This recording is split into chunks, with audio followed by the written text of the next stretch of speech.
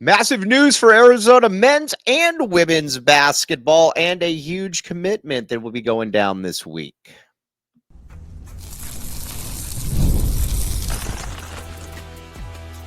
You are Locked On Wildcats, your daily podcast on the Arizona Wildcats. Part of the Locked On Podcast Network, your team every day.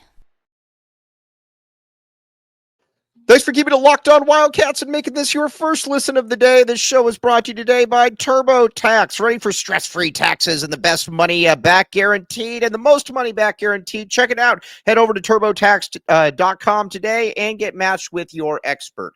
All right, we got a lot to get to this show. We're going to talk about Adia Barnes. We're going to talk about Carter Bryant. We're going to talk about Jaden Bradley, Impact, Mo, Tobe, all of that. But the first thing that we need to talk about, too, is Adia Barnes.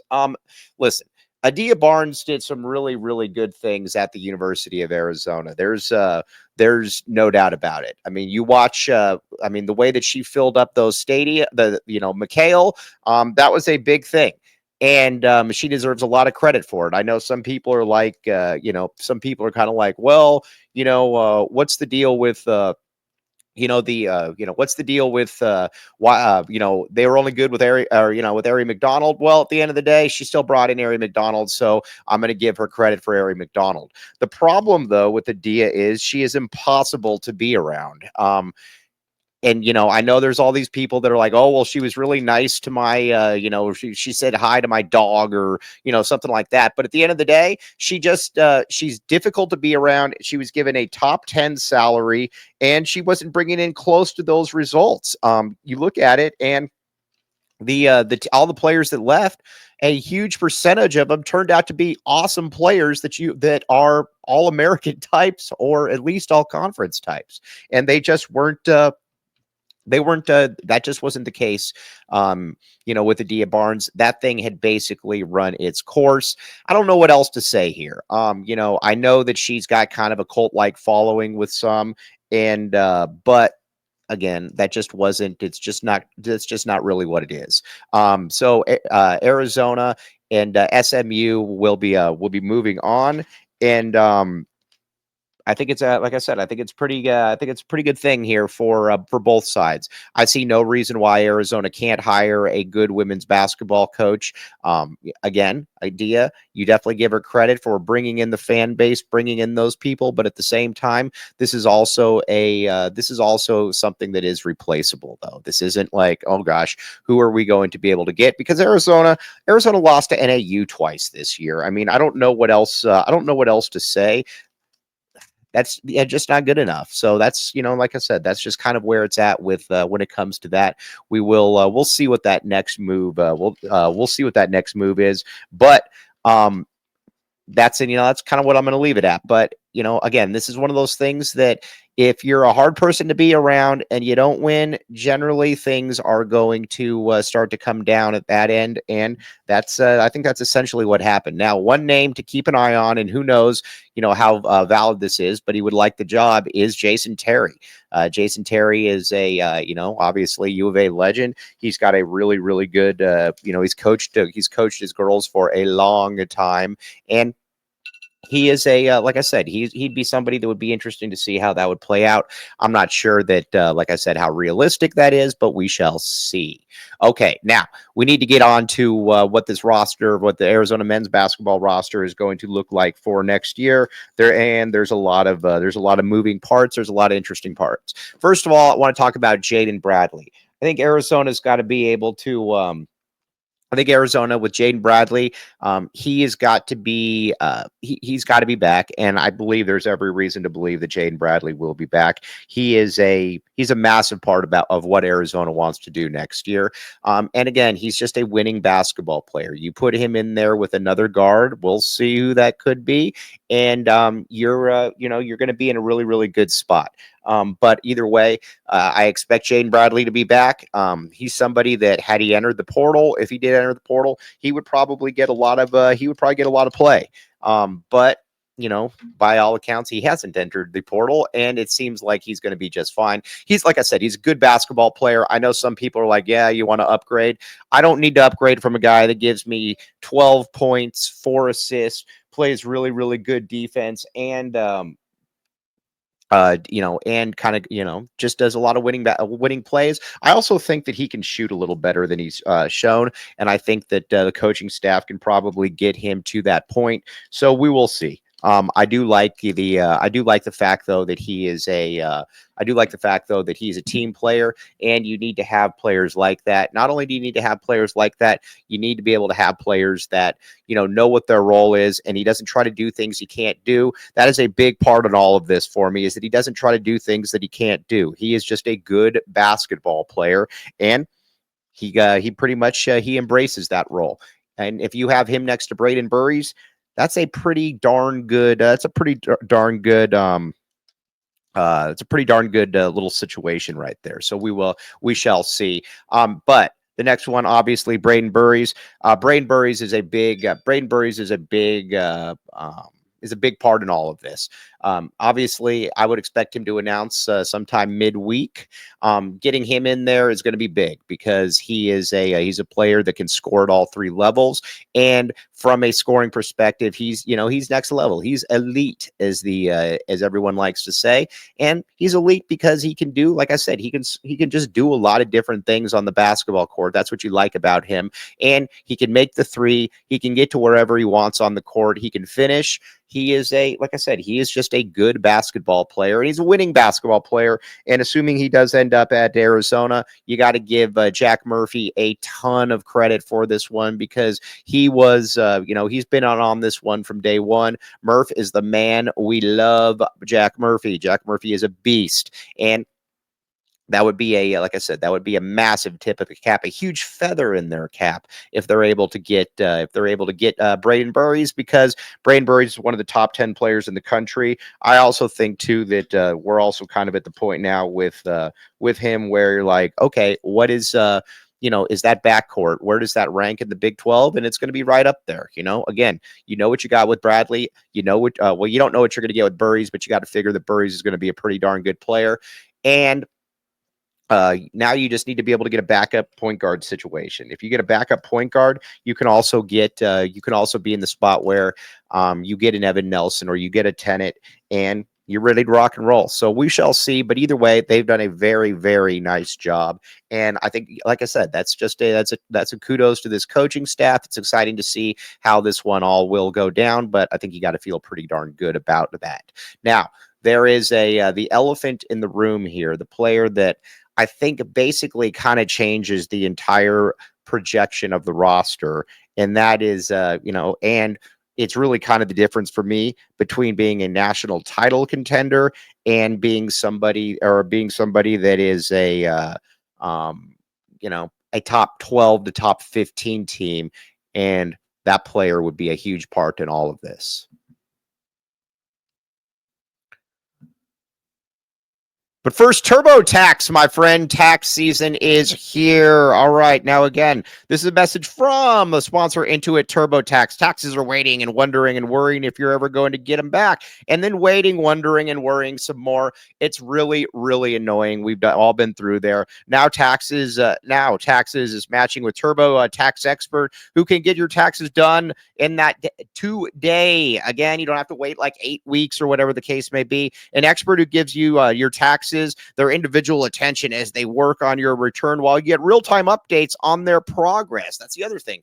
You're not left waiting and wondering, what's the deal here? And again, all you have to do, and again, this is all gives you kind of a peace of mind and the most money back guaranteed. Who doesn't want that? No waiting, no wondering, no worries. Now, this is taxes. Get an expert now at TurboTax.com. Only available with TurboTax Live Full Service. Again, real-time updates only on the iOS mobile app, and see guaranteed details at turbotax.com/guarantee. Again, this is the time of the year where you don't want to have to worry about things. You want it to basically be done, and you want it to be done quickly. That's why they are here. They are here to help you out. So again, with TurboTax, let them do the work for you so you don't have to worry about it.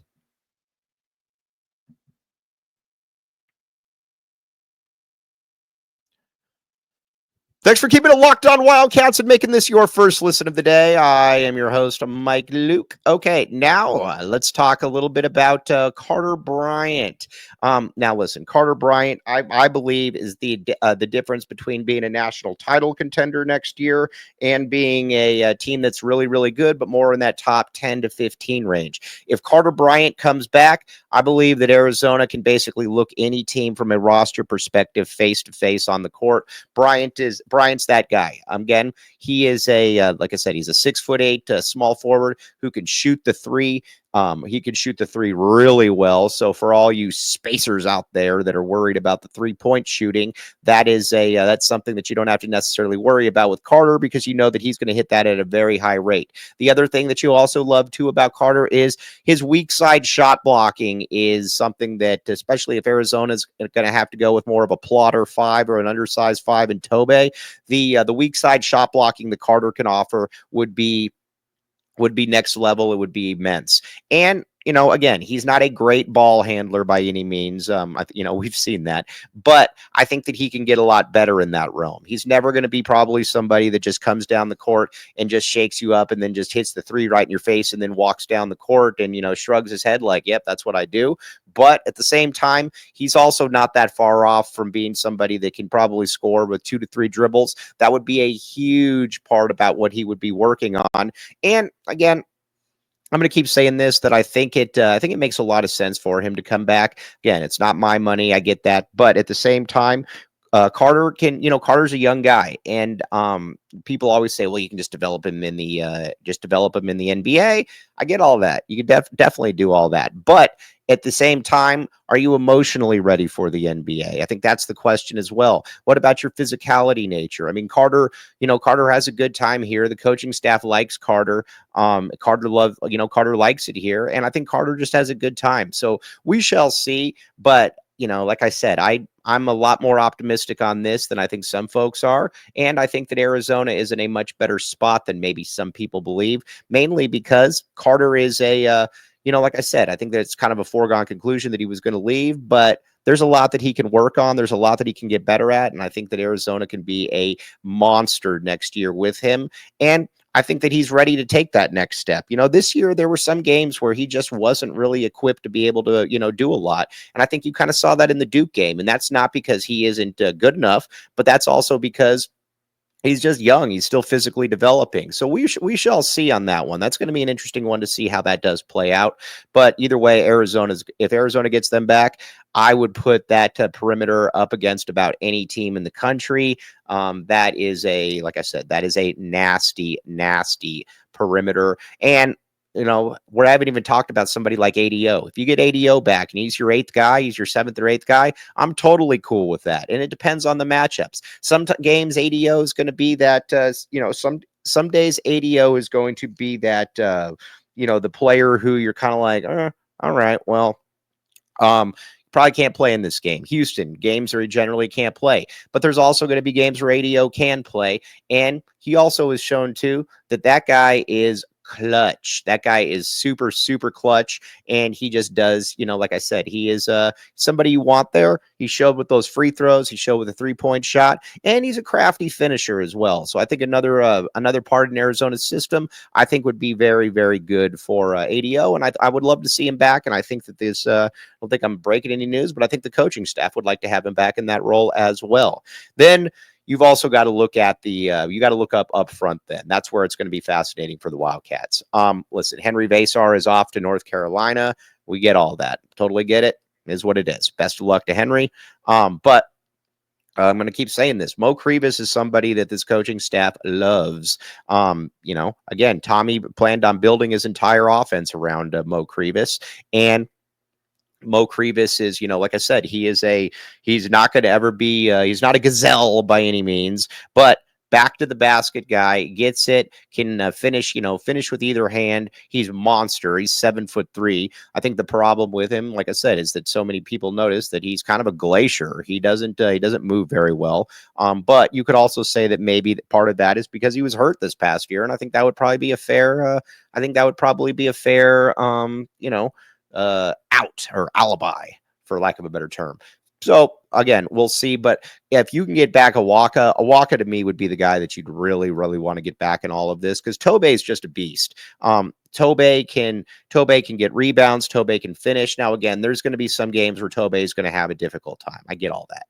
But Tobey can also just do a lot of really good winning basketball players for the University of Arizona. And I think you're going to see him do just that. He's a beast. You look at it against Oregon, and I think you could make the case that the biggest problem for them was that Tobey didn't play as much.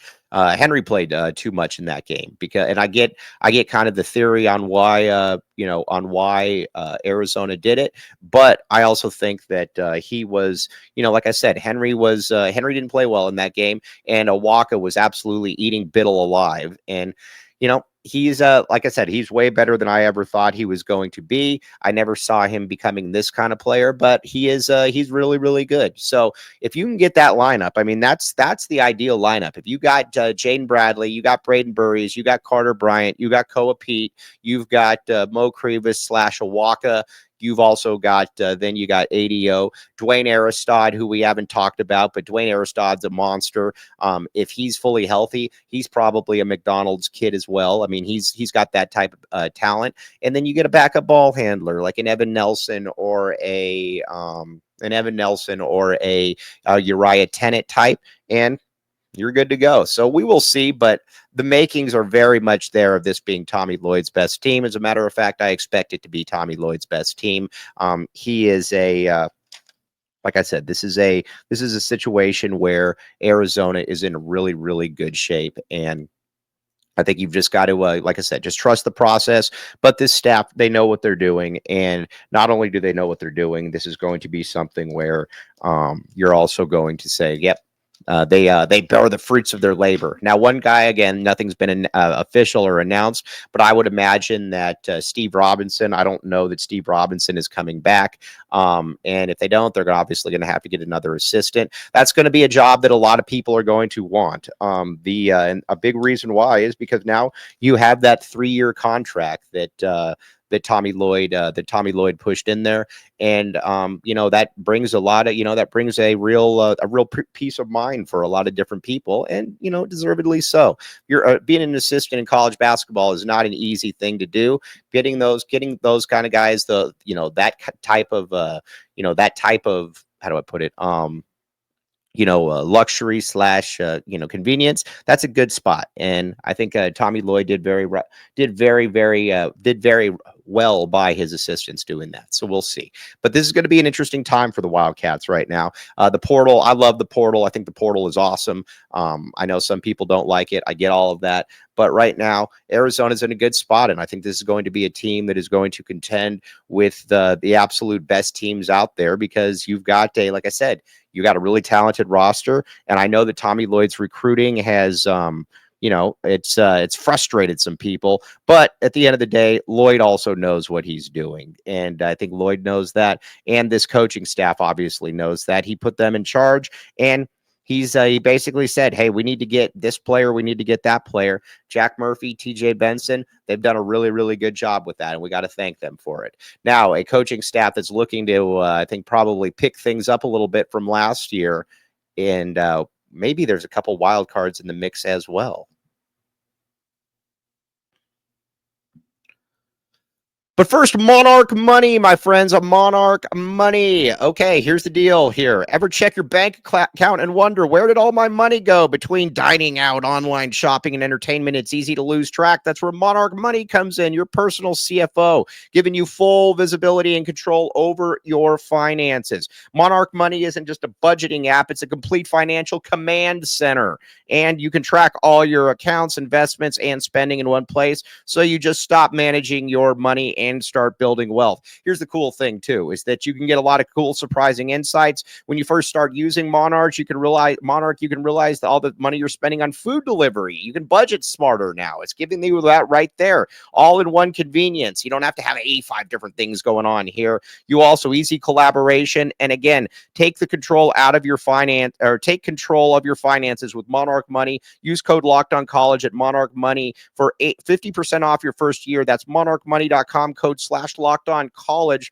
for half off your first year. Again, kind of your one-stop shop. It makes things a little bit easier for you. And in this day and age, that's what people want. So again, check it out at monarchmoney.com.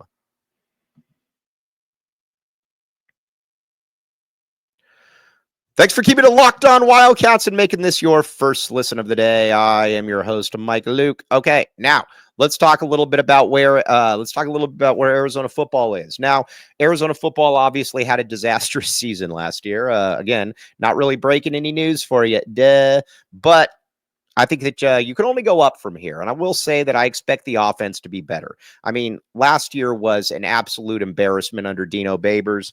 There's really no other way to put it. That was not a competitive product. That was not a modern product. That was a joke. The delayed handoffs, the Noah having, basically no coaching. That was awful. Arizona needed a complete change of scenery there. And you got that. You got it in Seth Daggy. You look at it and you're like, okay, well, what happens here? Did a really nice job at Marshall. Also, he was a quarterback at Texas Tech. Did a very, very nice job there. He's like I said, he's a fascinating guy in all of this. Because, like I said, he can wing the ball around. But he can also run if you need it. Now, I think with Quincy Craig, you've got a running back who has really impressed. Between him, Ishmael Mahdi, and Kedrick Risano. There's a lot to like. And I think that Arizona fans should be excited about what all those guys bring to the table. So. And then, like I said, at the wide receiver spot, I think the wide receivers are going to be just fine. I like all of the unit. This really comes down to me is how good is the offensive line going to be? If the offensive line is going to be good, then the Wildcats are going to be good. If the offensive line is not going to be good, then the Wildcats are not going to be good offensively. I think if Noah's given time, I think Noah's going to have a very nice bounce back year. We will see, though. And I think that's the question is where, how is this team going to look? And I don't think that anybody really has that. I don't think that anybody really has that answer. But there's a lot to like if the offensive line is going to be just solid. And I think that that's kind of where everything is. Now, I do like putting Chuba on the offensive line. I think putting Chuba on the offensive line was something that was very, very nice for the U of A. He is I just don't think defensively he just wasn't good enough because he couldn't move and he really just couldn't do much.